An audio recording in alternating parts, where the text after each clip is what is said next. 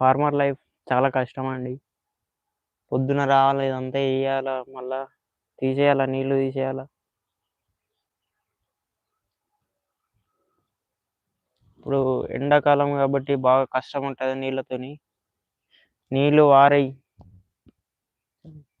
అంటే బోర్ పోయాక బోర్‌లెత్తెత్తయి కొన్ని. చాలా కష్టమైతది. Tank water ట్యాంకర్‌లతోని వారబెట్టుడయితది. మస్తు కష్టముంటది. ఫార్మింగ్ అంటే ఈజీ అనుకుంటరు. రైతుని ఎవ్వడైనా మోసం జేత్తడు. కానీ రైతు మోసం జేయడు ఎవ్వరిని. అది గుర్తుంచుకోవాల మీరు.